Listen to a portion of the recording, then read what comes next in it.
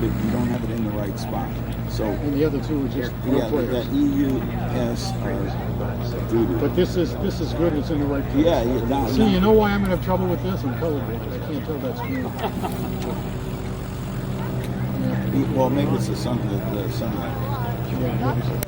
Is the Air Force still have neon? Well, not the Air Force was when you come to die. Oh, look at this.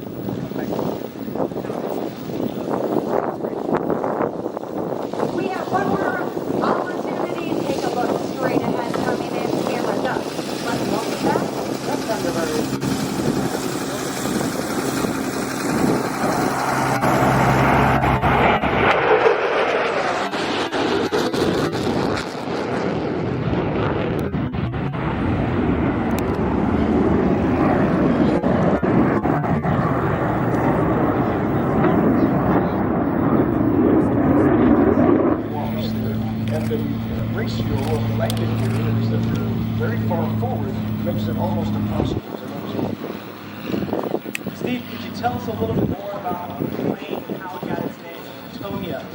Well, I sure can. When one of JAARS Helios collapsed a gear leg and an end bend in Ecuador in 1970, this Helio was sent as it was in that area in 1956 when they attempted to reach the water.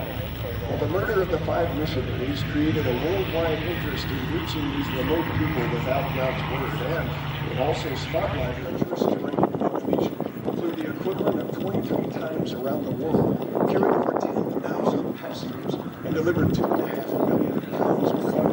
And it probably did about the same amount of service. Well, it sounds that's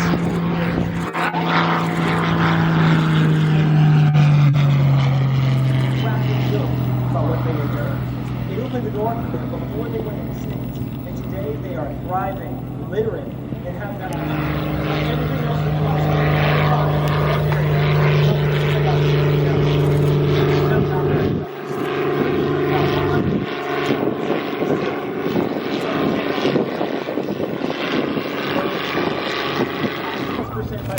federal regulations. And there are no trees on those roads, there are no squirrels in the woods, there are no wild critters, and no listeners to drive. Well, JAARS no longer needs to be in South America, Africa, Asia. We still need students in this training. Our college becomes great naval officers. To fly one of these things, you can better fly our turbo-powered aircraft that cross Florence Port, which you see dropping the jumpers at the beginning of each show. Well, for 76 years, JAARS has created jumbo missionary pilots and mechanics serving worldwide. And if you want to know more about JAARS, go to jaars.org.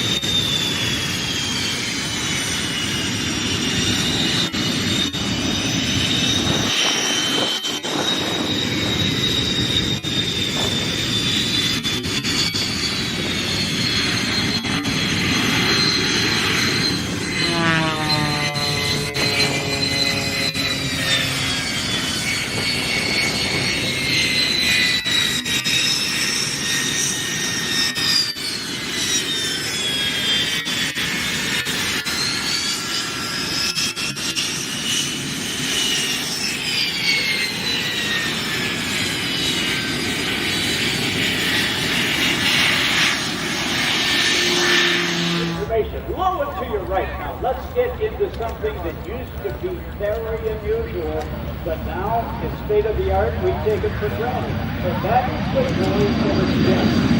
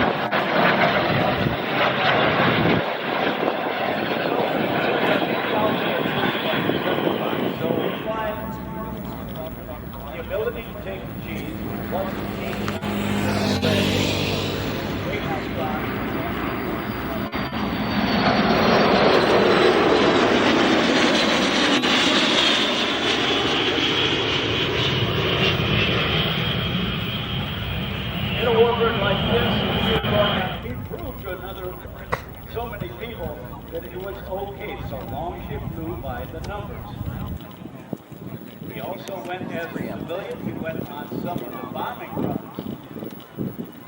And that was kind of a top secret thing, special clearance being a civilian.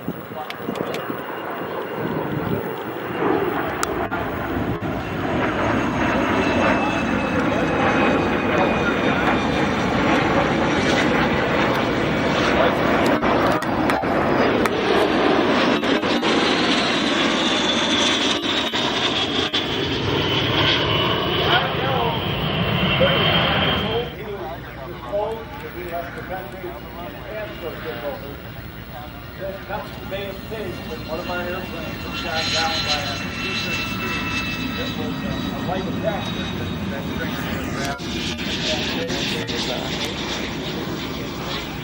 So yes, they were outfitted by Lockheed with hardpoint underneath the wing. For countries that didn't have a big budget for fighter planes or trainers.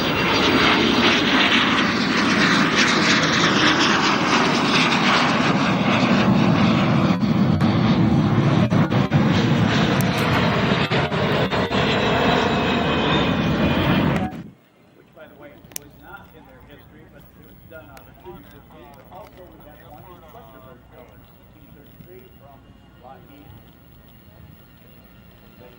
Very successful figure.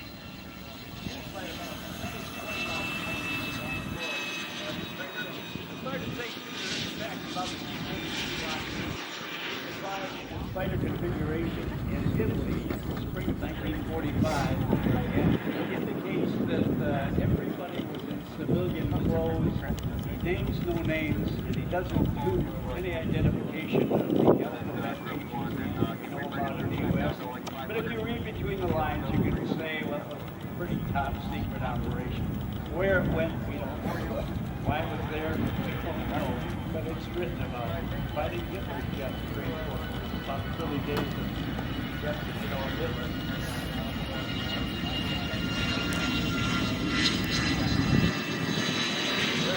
Big job on it. He was told that he left the country and transfer took over. Then comes the Bay of Pigs when one of our airplanes was shot down by a C-17 that was a light attack system that trained aircraft.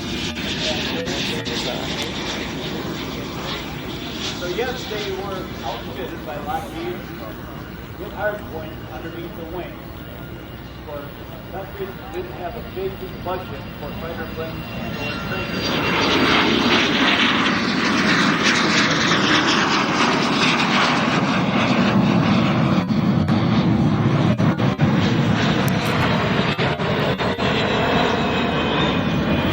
Fighter configuration in Italy in spring of 1945, and it indicates that everybody was in civilian clothes. He names no names, and he doesn't do any identification of the alphabet regions we know about in the U.S. But if you read between the lines, you can say, well, it was a pretty top secret operation. Where it went, we don't know. Why it was there, we don't know. But it's written about it. Fighting Hitler's jets, very important. About the early days of jets, Hitler.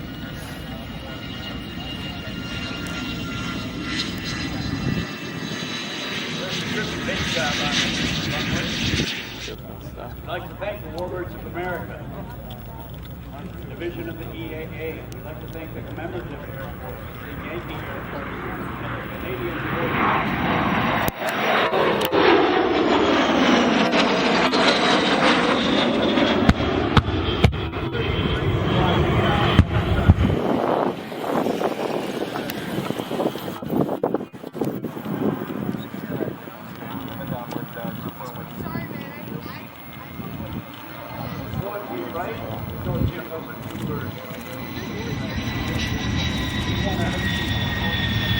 All right.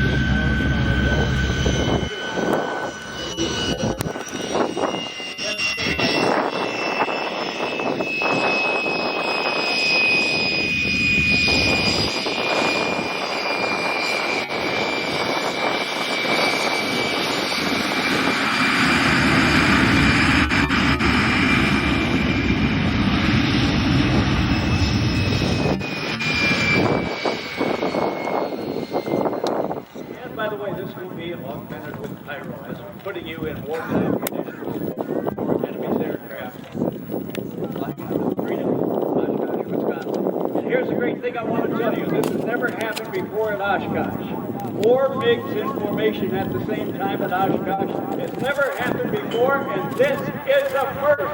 Big round of applause.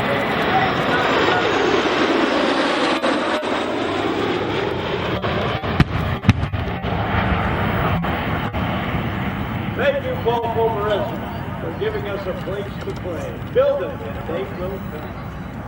Freeze from Lockheed and two-place trainer was so effective that the Boeing company had not wanted to chase airplanes when they were developing new airliners, and they used them for almost 5 decades to get the job done.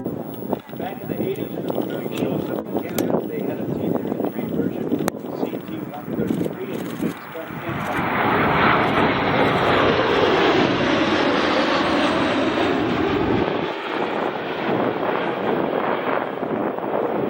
Perfect photo opportunity. See ya. And they're going to afterburner.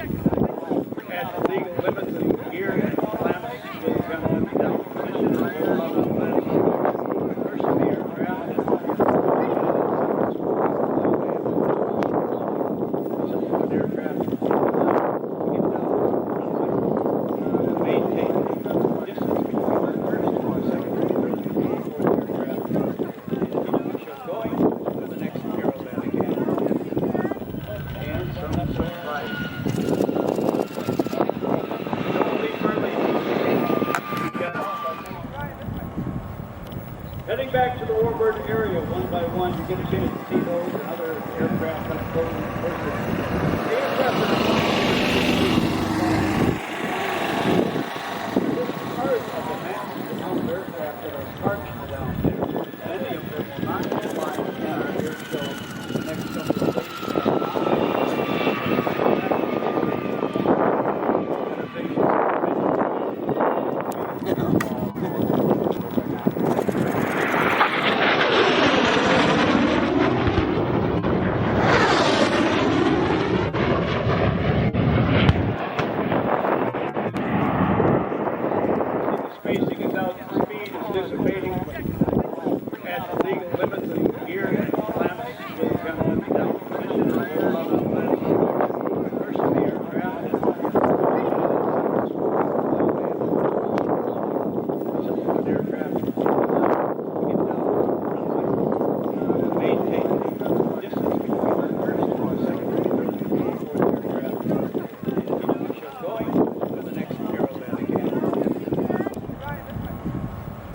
Heading back to the Warbird area one by one, you get a chance to see those and other aircraft kind of floating in person.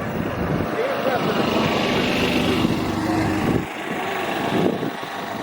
part of the massive amount of aircraft that are parked down there. Many of them will not be flying in our air show in the next couple of weeks.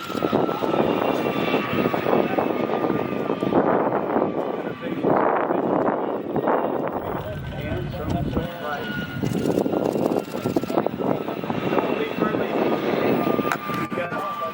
350 miles an hour. This pass demonstrates the extremely powerful engines of this magnificent jet.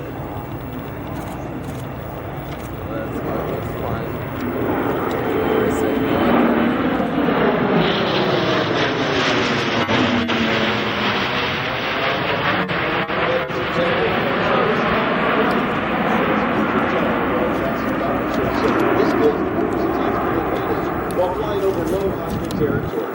Allows for tactical operations and airfields in cities. This reliable airlift sharing capabilities of large aircraft such as the C-5 Galaxy with the short field landing potential of the Munchling. Now approaching from your left, the aircraft will perform a slow-speed pass. During this pass, please notice the wing leading-edge slats and the large power-lift wing flaps. These devices literally change the shape of the wing and are the key to its low final approach speed, enabling the aircraft to land and stop in very short distances. Ladies and gentlemen, please get your cameras ready, as this will be your best opportunity to take photos of this amazing state-of-the-art machine.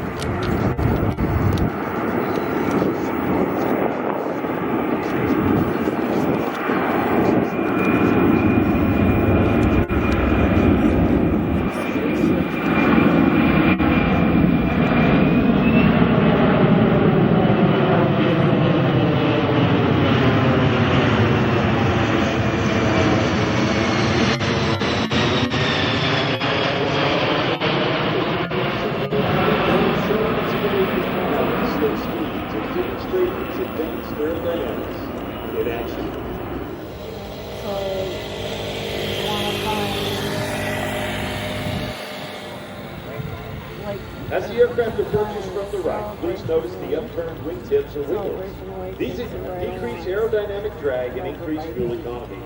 Now, to give you a better idea of the aircraft's overall size, the winglets are nearly 9 feet tall.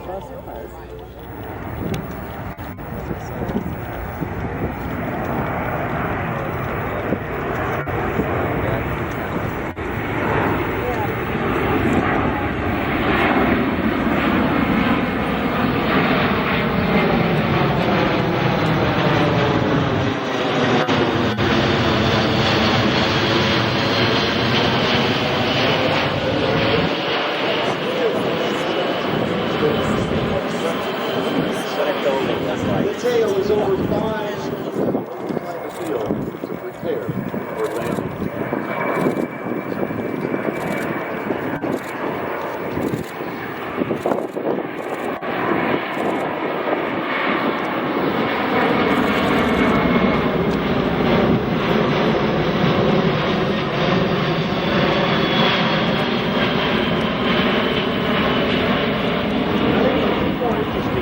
About the Warbirds 3. The aircraft can fly anywhere in the world non-stop using its air-to-air refueling capability.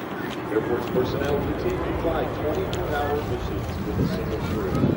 The most basic crew complement required to operate a C-17 is merely 2 pilots and 1 loadmaster. The heavy-duty landing gear allows it to land on surfaces such as the crew makes their final approach. The aircraft will be flying at just under 120 miles an hour. They are simulating an arrival to a shortened airfield where hostile forces are present. This versatile tactic allows the C-17 to operate at over 6,000 more airfields worldwide.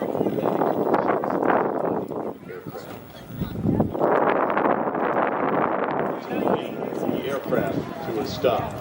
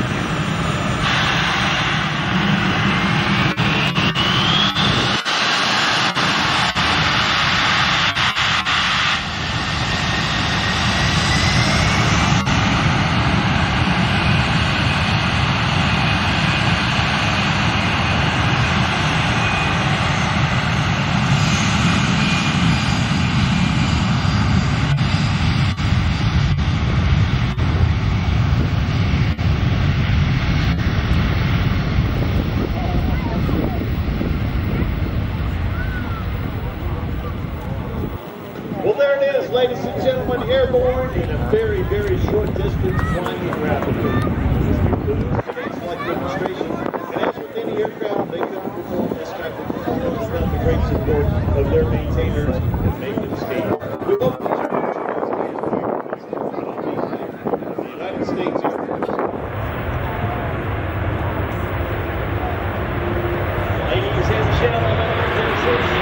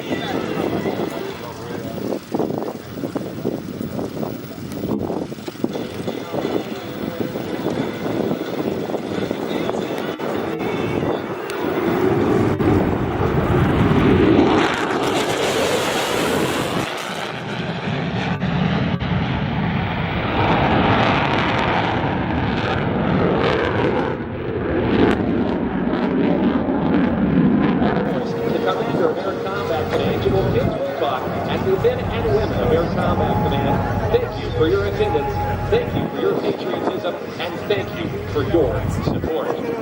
Raptor Demo, out. Ladies and gentlemen, let's give it up one more time for the F22 demonstration team. And I think also a round of applause for our special guest announcer, Luke Carrico.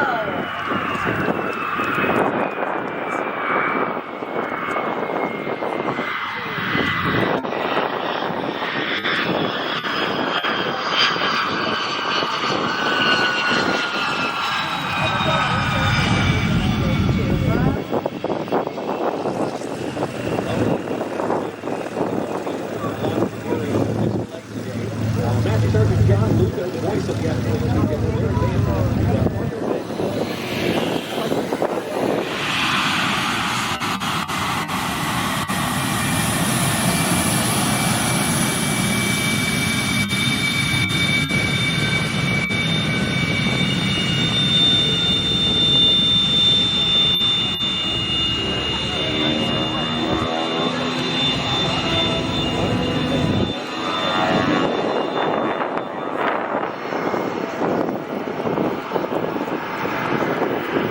Many jets can turn tight, many jets can go quickly, jets can fly fast, but not many can slide.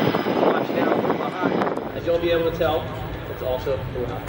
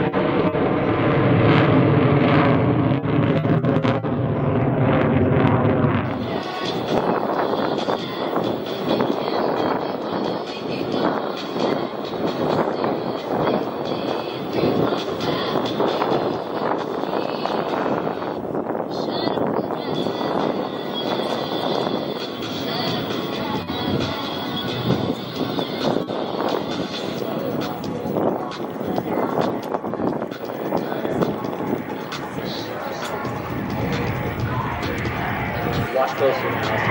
Such a minimum speed and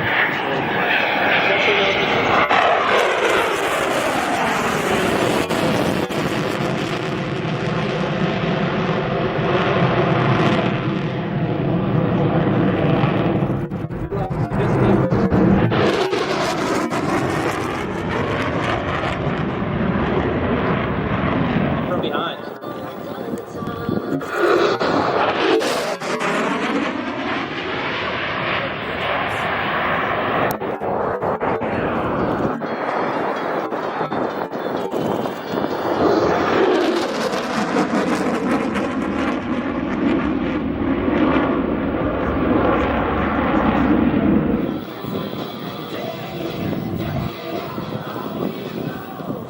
569, 3/4 of a mile, call the ball. 569, where's the ball? 69, summertime. Right ball. And wave off, bow down.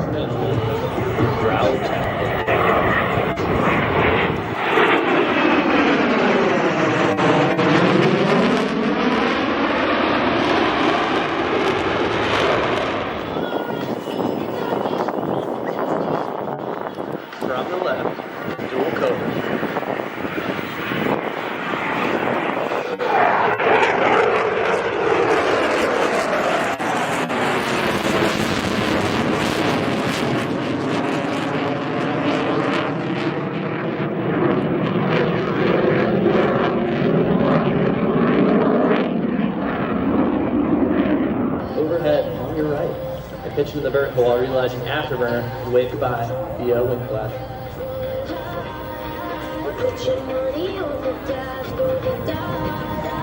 Lose control.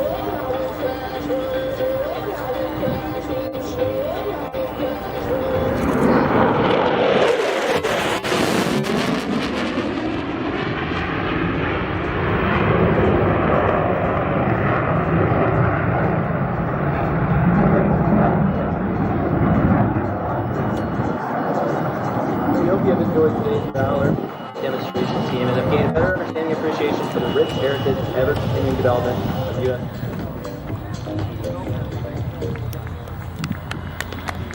Ladies and gentlemen, let's give another round of applause to the Growler demonstration team.